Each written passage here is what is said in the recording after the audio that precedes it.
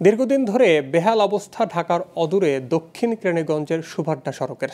প্রতিদিনের জীবনের ঝুঁকি নিয়ে চলাচল করছে শিক্ষার্থী সহ নানা পেশার মানুষ।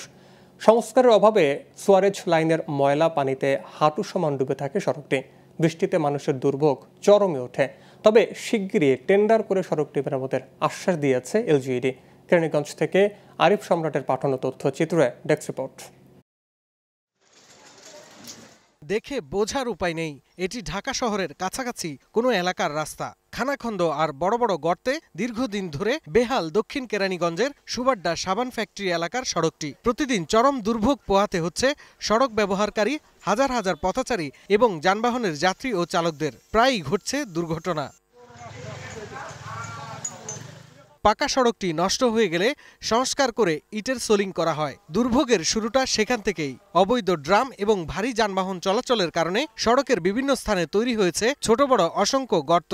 মোটরসাইকেল, ইজি বাইক এবং অন্যান্য ছোট যানবাহন চলছে হেলেদুলে। এলাকাবাসীর দাবি, 5 বছর ধরে সড়কের সংস্কার না হওয়ায় এই পথে চলাচল অসম্ভব হয়ে পড়েছে। এমপি মধ্যে তো এখানটা যায়, হ্যাঁ কি চোখে পড়ে না এই রাস্তাটা ভাঙ্গা, মানুষের কষ্ট হয় না, তারা কি বুঝে না, হ্যাঁ মাথা ব্যথাই নাই। যে রাস্তাগুলো যে ঠিক করে না, আমরা স্কুলে যাবো, যে স্কুলে যাওয়ার নিয়েও সমস্যা দেখা দেয়, তো আমাদের কি জামা কাপড় সবকিছু তো এগুলো নষ্ট হয়। ছোট ছোট বাচ্চা স্কুলে আসতে পারে না, এত কষ্ট এই রাস্তার।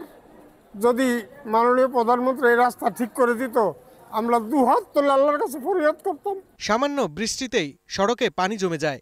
এছাড়া অপরিকল্পিত সুয়ারেজ লাইনের কারণে মাসের পর মাস ড্রেনের ময়লা পানিতে হাঁটু সমান ডুবে থাকে সড়কটি। এই যে বর্ষাকালে এখন তো যাইতে পারবো না, এই যে রিক্সা 10 টাকার জায়গায় 50 টাকা ভাড়া নিয়ে নেয়। আমাদের এখানে মন্ত্রী মহোদয়ের এলাকা, উনি অনেক উন্নয়ন করেন, উন্নয়ন স্বপ্ন দেখেন, যুবকদের তরুণদের আইডল, কিন্তু এই জায়গাটা কেন যাতে দেরি করতেছে আমরা বুঝতেছি না। সিজারের রোগী যাতায়াত করতে সবকিছুতে কষ্ট হয়।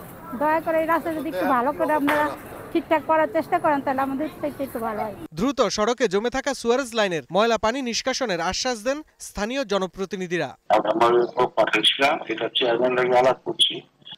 আগে একটা স্কুটার দিচ্ছিলাম না, মোটামুটি চলাফেরার লেখা করে দিচ্ছিলাম না, এখন এটা কিভাবে চলন যায় এই ব্যবস্থা নিয়ে করতেছি।